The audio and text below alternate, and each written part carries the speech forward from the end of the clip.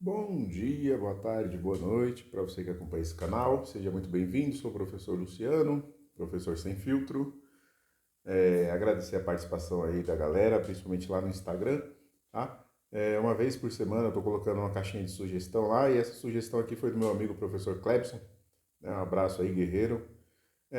Para dar uma explicada em relação a conservadorismo, tá? Então eu vou fazer um vídeo em relação ao conservadorismo, um outro vídeo em relação ao socialismo barra comunismo, tá?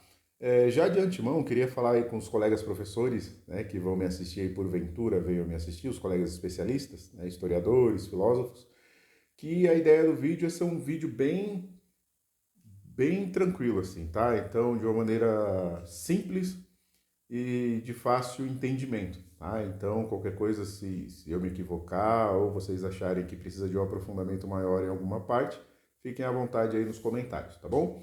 Então, a priori, conservadorismo, tá? Então, conservadorismo, conservar. Conservar o quê? As instâncias, os elementos sociais que já existiam.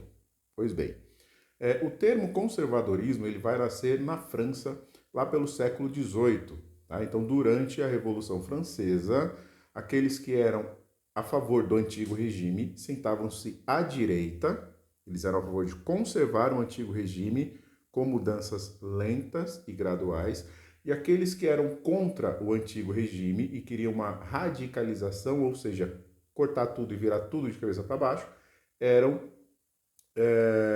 a turma da esquerda, tá? Então, os revolucionários mais à esquerda, tá?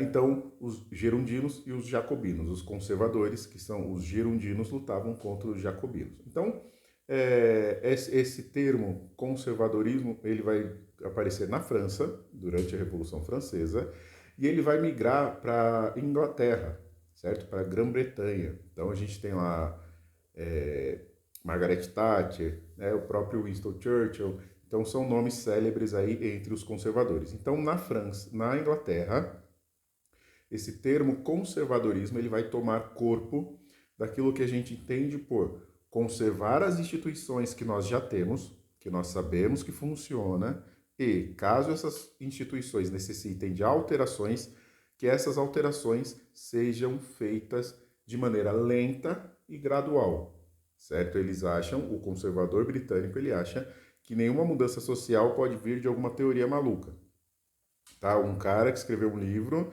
e aí nós vamos pegar esse livro, essas ideias e fazer uma engenharia social e aplicar isso para todo mundo. O conservador ele é contra esse tipo de ideia. Por quê? Porque o conservador ele vai dizer que as mudanças elas precisam ser feitas no varejo e nunca no atacado. Tá? Então mudanças lentas e graduais. Eu vou te uma frase muito boa que ele dizia: o importante é você aprender com a cabeça dos outros, porque na nossa dói muito. Né? O que ele queria dizer? Aprender com o erro do outro. O fulano fez isso, deu errado. Logo, eu não preciso fazer, porque eu já sei o resultado. Né? E então o conservador tem muito disso. Conserva as instituições e as mudanças lentas e graduais, tá? Enquanto os conservadores que ficaram na França, eles vão ser aquilo que a gente chama mais de reacionário. Tá? Então, os reacionários eles têm algumas características e dentre as principais características é tentar voltar a um passado que para ele foi glorioso. Então, um exemplo, quando a gente pensa na tradicional família brasileira dos anos 50. Então, o reacionário ele vai lutar com todas as forças para que, por exemplo, nós voltemos a ter uma constituição de família como a família que nós tínhamos nos anos 50. A gente sabe que isso é impossível. Né? Então a gente acaba partindo ali para uma fala um pouco mais extremista. Então o conservador francês a gente chama de reacionário, ficou conhecido como reacionário, é aquele que reage, né? E o conservador britânico é aquele que é cauteloso. O conservador britânico ele vai ser em si, na sua essência, quando nasce ali o conservadorismo, ele vai ser um cético. Né? Então ele sabe que a gente sabe muito pouco, tem muita coisa que a gente precisa entender, compreender e aprender. Então, por isso ele defende que as mudanças sejam lentas e graduais. Tá certo? Então, as instituições como o casamento, como a igreja, como algumas tradições, alguns costumes que são passados de geração em geração e, através da observação, nós vemos que tem dado mais certo do que errado, são características do conservadorismo, certo? Então não significa que que os conservadores sejam avesso à mudança, mas as mudanças precisam ser lentas e graduais, certo? São frutos de ajustes, nunca através de revolução. Uma outra pergunta que eu não vou me lembrar quem fez, acho que foi em aula, se o ex-presidente Bolsonaro ele era conservador. Tá? Então, assim, primeiro, essa visão que eu passei para vocês é uma visão histórico-geográfica do conservadorismo. Você tem uma visão histórico-geográfica, histórica-filosófica, que aí já parte por uma outra vertente. Tá? Então, essa visão que eu estou passando para vocês é uma visão histórico-geográfica sobre o conservadorismo. No caso do ex-presidente Bolsonaro, nós poderíamos classificar mais como um reacionário. Tá?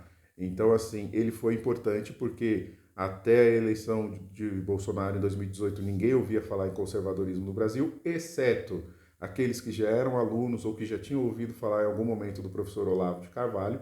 Então, o professor Olavo, lá no início dos anos 90, vai ganhar força o seu discurso, né? Ele vai apresentar, ele vai abrir um leque de opções para além do socialismo que imperou ali que dominou, né, as cátedras, principalmente durante o regime militar. O regime militar também não tem nenhuma característica de conservador, porém, para o senso comum, os militares ficaram como extremistas de direita ou conservadores e não tem nada de conservador durante o regime militar ou ditadura militar, tá? E a partir dos trabalhos do professor Olavo surgiram outros como Pondé, né? E outros aí que se identificam mais com esse conservadorismo. Então, o ex-presidente Bolsonaro foi importante, a minha ótica, a minha opinião pessoal, foi importante por apresentar uma opção política, né?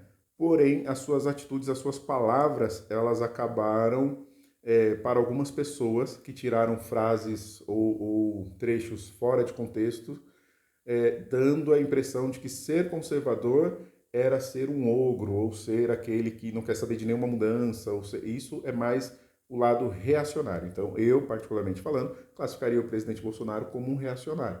Tá? Porém, a gente não pode esquecer que foi importante para nos dar uma opção, não sei se boa ou ruim, cabe a cada um de vocês julgarem através do voto, mas nós tivemos opção, coisa que nós, creio eu, que nunca tivemos na política nacional. Se você pega dos anos 90 até a eleição do Bolsonaro, foram sempre os mesmos dentro do jogo político. Óbvio que estamos falando de políticos, né? Então, quem há 5 anos atrás imaginaria Lula e Alckmin no mesmo palanque? Ninguém. Quem em sã consciência poderia bater o pé e afirmar que não teremos Lula e Bolsonaro em 2026, por exemplo? Tá? Então, eles são políticos. Quem vai praticar um conservadorismo na essência da palavra, em geral, é o povo. É o pai de família, a mãe de família, que na maioria das vezes nem sabe o que é conservadorismo, né?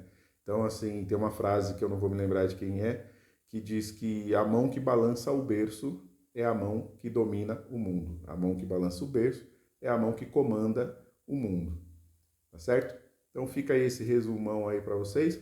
Conservar as instituições, ser avesso a qualquer tipo de radicalização, mudanças lentas e graduais. Isso é ser conservador, pelo menos numa visão mais britânica da coisa. Lembrando que hoje em dia, no Brasil, não existe nenhum representante do conservadorismo britânico.